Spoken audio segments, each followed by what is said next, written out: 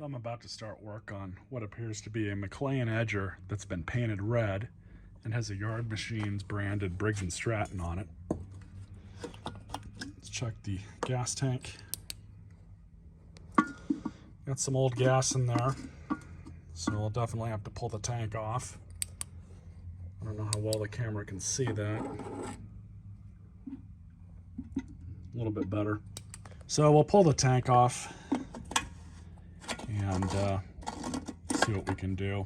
I'm not sure what kind of shape the carburetor's in, and giving the carburetor just a really good once over, replacing that diaphragm gasket. That's usually where these things fail at, is with that gasket. Let's go ahead and pull the air filter cover off.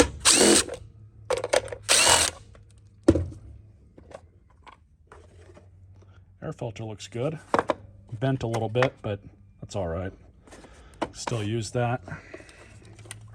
We have these 4 bolts.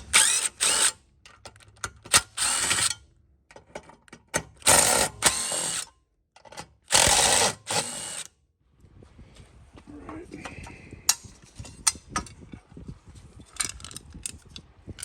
Gasket is right there. And what we're going to have to do is remove the choke and throttle controls. Doesn't look to be too bad, but either way, we have to take this thing almost completely apart just so we can get to that diaphragm on that side anyways. So it's easier just to take the machine apart at this point. So to remove this on these models, you just have to undo both of these bolts. Same with, get this one down here. These have not been removed in a while.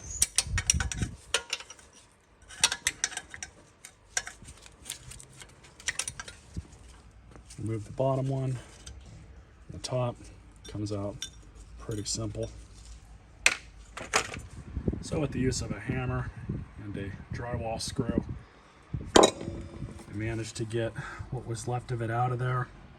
So I have a brand new piece here.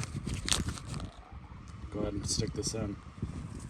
So these are a little bit easier than dealing with the ones that have the metal rod coming out the bottom.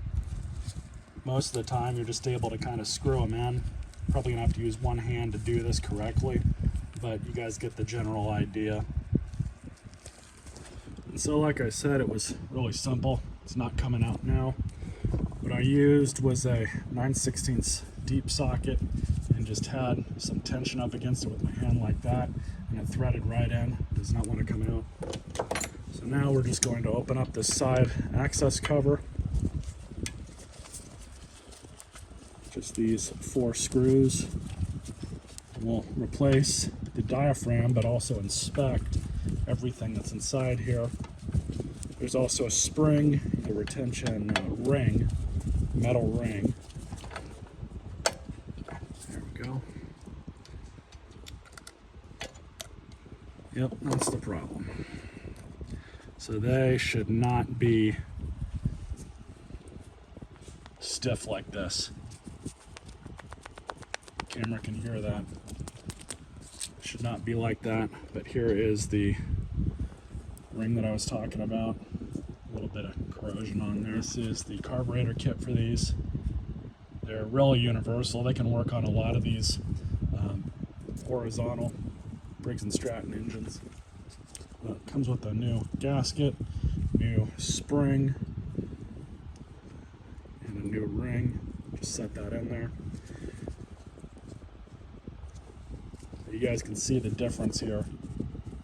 This one doesn't make any noise. It's really floppy. This one is stiff.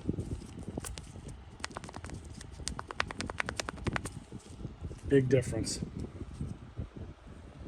So just grab your new gasket, line it up with that little peg right there. Make sure everything else is lined up. Everything here looks good, so we'll just reinstall it.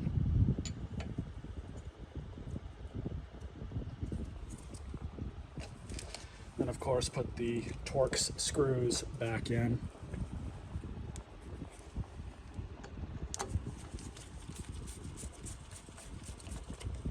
and just make sure they're nice and tight. And I'm satisfied with that. So down below, this little jet right here can get clogged up. So what I'm gonna do is simply just throw some wire through there. It's kind of reaming out a little bit, but I really don't think that that's the issue.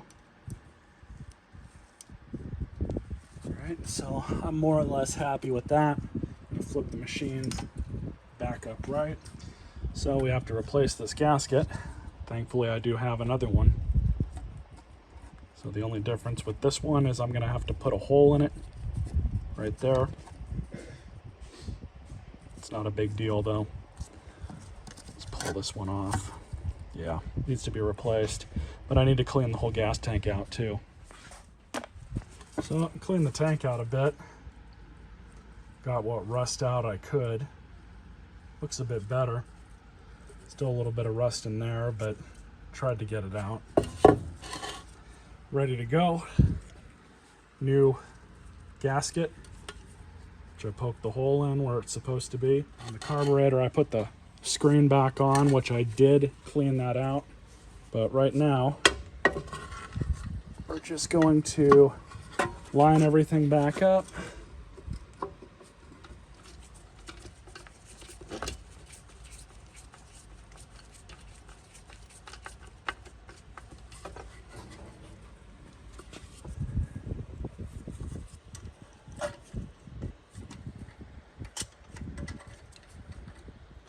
So now all I'm doing is just lining up these screws.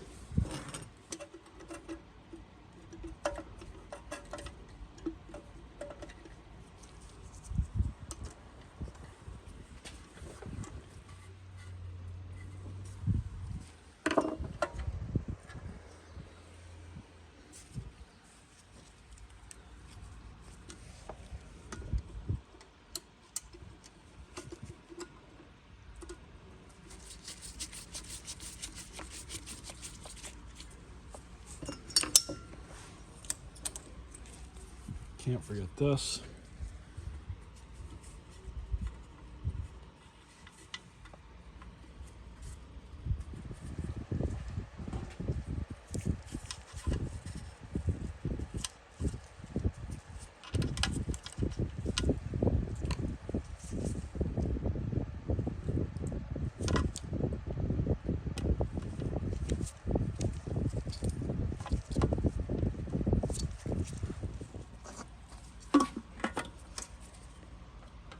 So the only thing I'm going to do here is put the muffler back on, as well as the top part of the airbox, and then we'll get it down on the ground, put some gas in it, see what happens. Just checking the oil now.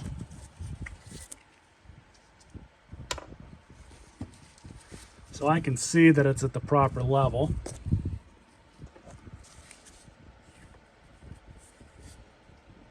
And it's clean, so we won't change it. But with the oil on these engines, you want them at least touching the threads, if not about halfway, which is where this one is. So let's get it on the ground and throw some gas in it and see what happens. All right, so it's on full choke. It's on. As you can see right here. I haven't added any starting fluid into it. Everything is on.